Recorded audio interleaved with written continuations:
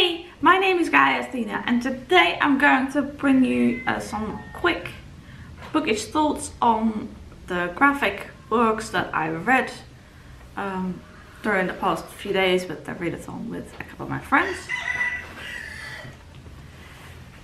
As you might have seen in the thumbnail, these are the books. So the first book I read for this these 4 days is Donald Duck Pocket 224, the opstand from the tekstblokjes. And this is just another Donald Duck Pocket with short stories. I really enjoyed the title story, in which like the text balloons have a mind of their own. Yeah, there was one story in this I didn't really get at all, but I really like the other stories and especially the title story.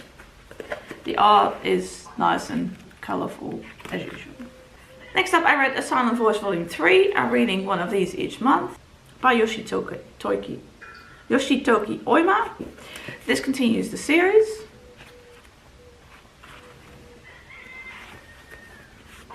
And I liked reading this next volume.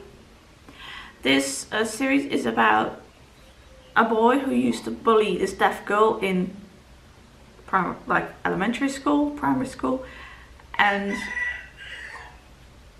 now in high school they apparently go to the same high school, so they kind of meet again.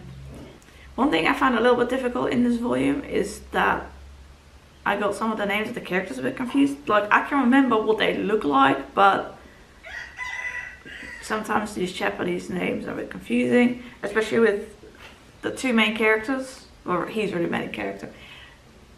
He is Shoya and she is Shoko, and so somewhere in the book one of them gets abbreviated as Sho, and I was a bit confused which of the two was meant because they really have very similar names. So that was that, but I did enjoy reading this next installment. Then I read Fruit Basket Volumes 3 and 4.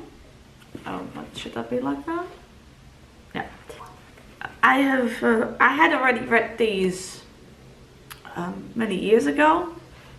So this series is about Toru Honda, and her mother died, and at some point she moves in with the Soma family, and the members of the Soma family are all cursed. They are connected to an animal of the zodiac, and sometimes they change into this animal. And yeah, these volumes continued the story. I was not so keen on volume 3.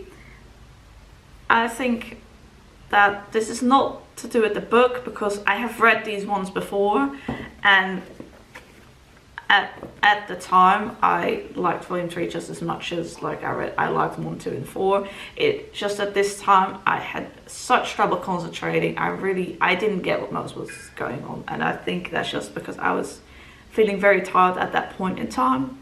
So yeah, I like this less upon reread, but it's probably just me because I liked volume 4 again a lot. I was in a bit better, I was feeling better when I was reading this. So I think it was just, I was having such trouble. So I'm reading 2 of these a month at the moment, so next month I'll be reading volumes 5 and 6. Then I read Cucumber Quest Volume 3, The Melody Kingdom. And this continues the story that started in books 1 and 2. I was a bit confused at first because when you open the book, it starts with chapter 2. But what I think now is that book 1 was the prologue and book 2 was like chapter 1. But when a book starts with chapter 1, I don't find that weird. But yeah, I couldn't remember, and then this one started with chapter 2 and I was confused. But I didn't feel like going to my bookcase and getting the other volumes to check. But that's what I think happened. I really like the art of this series. It's nice and colourful in places, and yeah, it's made on the computer, I believe. Oh, this is by Gigi by the way, and this is a fantasy series that kind of plays a bit with like gender stereotypes, in that the boy is usually a typical hero, but in this story his sister is more hero, and yeah. The books also have some humor in them. Overall, I quite like this book. There was just one part where I was a bit confused as to what happened, but that could be due to my topics. But other than that, I really liked it. Then I read I Hate Fairyland Volume 2, Fluff My Life. And I really enjoyed reading this next volume. These, by the way, are the bind-ups of, I think, 5 of the comics. So this has like chapters 6 through 10. And this art is really nice and colourful, I think. Really colourful. This I would definitely classify as a book for adults because there is quite a bit of like blood and things in there, and gore and violence. So just know that. I really liked it. It's a continuation of what began in volume 1. Gerd, I think her name is pronounced. She ends up in Fairyland, and yeah, things go on from there. I don't want to use spoilers. So. After that, I read Crush by Svetlana Chmakova, and this is in the same series as Awkward and Brave. Crush is book 3.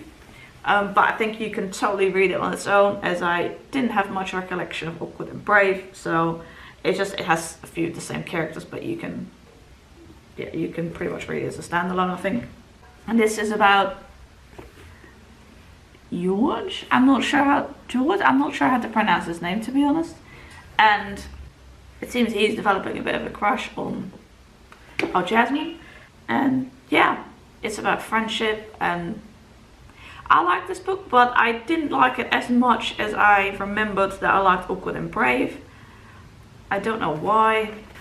The art is pretty nice, I think. I quite like that.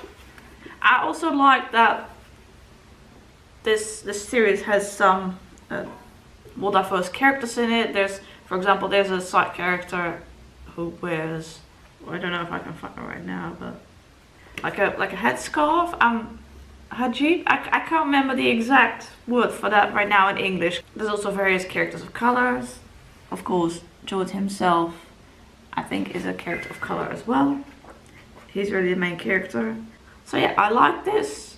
Not as much as I was hoping, maybe, based on the other 2 books, but maybe I will like it more if I read the 3 of them like close together, because it's been a while since I read the first 2 books. So, but yeah, I liked it. Then we have The Hidden Witch by Molly Knox Ostertag. This is the sequel to The Witch Boy. There's a picture of it there. And I'm going to show you the synopsis of this book. The Witch Boy is about a boy who wants to be a witch. The women in his family become witches, and the men become shapeshifters. And he wants to be a witch. That's what book 1 is about. And book 2 continues the story, but it is not just about Oster, who is the Witch Boy, but also about his friend Charlie and a new character that we meet in this book. And yeah, I quite like this. I'm trying to go through these, somewhat quickly, as I feel like some of my reviews have been a bit long lately, and I'm trying to keep this video not too long. Then I read the second book in the Mr. Wolf's Class series. This is Mystery Club, and in this series you have the kids who are in his class, and in this book they start a mystery club. You can pretty much read it like aside from book 1, which is book 1 introduces the characters, but I think you can still understand this book even if you don't read that one. I like the illustrations. The story was nice, but I didn't like this as much as book 1, but it was still an enjoyable read. And I also liked that, just like in book 1, one of the kids, I can't remember now which one, but one of the kids has 2 dads, and so I liked that was just seen as, something, it wasn't made a big deal out of it. It was just, normal, and I like that bit. So yeah, this was an enjoyable read. And then we get to the last book, which is Kid Gloves by Lucy Knisley. This is her memoir about how she is trying to conceive a baby, and has a miscarriage at first, and it is also about her eventually becoming pregnant and going through that, having a baby. It does, you know, there's not, it's about the pregnancy really, and there's not much about after that, but that will be, I think, another memoir. This book is interspersed with some research Lucy did on pregnancies and like the history and of like science and stuff like that. So it contains just bits of the book where she is just going through like time and telling you how things are going with like the pregnancy, and before then how she's trying to like get pregnant but has a miscarriage and stuff like that. And then now and then there are chapters with some pregnancy research. I will say I recommend this book for adults because obviously, since it is a book about pregnancy, there's going to be some graphics in it that I can't show you now.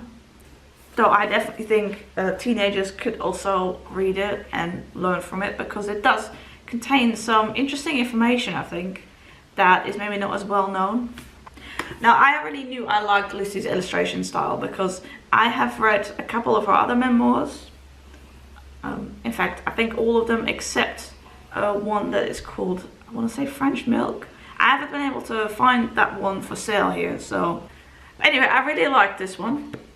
Here are two other memoirs that she's done. Relish, about her growing up with her parents being like chefs in a restaurant, and this one, Something New, is about her wedding. I actually really like this one. I don't want children myself, but I do like reading about like people having children and pregnancies and things like that. I haven't read a whole lot of non-fiction about it, only a couple of things, but I have read various fiction books in which the main character gets pregnant or has a baby or adopts somebody or something like that. I have read some of those books, some books that are about that, and I found this really nice. Yeah, sorry, my voice, I don't know why that's happening, but I seem to have some phlegm in my throat. I usually get that from allergies. Yeah, I really like this one. And I personally found the pregnancy research bits interesting as well. I did read another review on Goodreads of a person who didn't like those as much. That's fair enough. Yeah, I found it really interesting. That was all the books. I did have trouble concentrating during some of the time that I read these. I have felt lately it's been hard to concentrate sometimes, and also I tend to get really distracted by like social media and YouTube, and like there's a lot to watch and read, and like I try to keep up with everybody's videos, but I seem to always be a bit behind, and I try my best, but then I have sorry, it's a bit bright in here.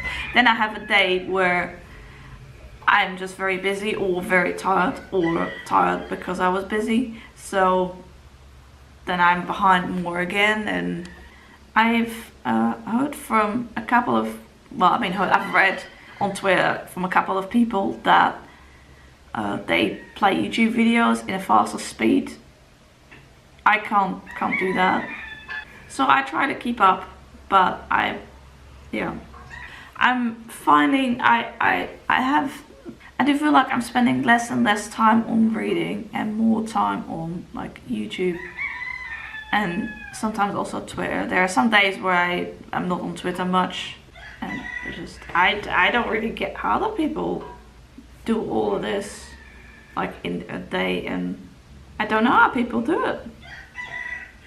It's starting to feel a little bit weird just to sit down and read a book when I feel like I should be doing other things. Now, I did manage to read all of these. I had hoped to read a bit more, but I'm still happy I got through this, which is unexpected. But graphic novels don't take me that long to read. So in terms of how much time I spent reading, it wasn't like that much. And so I don't know if I'm being feeling like a bit slumpy or like what, but I would love to know if you have any ideas on how to like schedule like reading time versus like watching YouTube, making YouTube videos, being on Twitter or an Instagram or whatever social media you use. And if you're not comfortable putting it in the comments, you can also send me a message on Twitter or you can send me an email. Thank you very much for watching this video, and I hope to see you in my next one. Bye!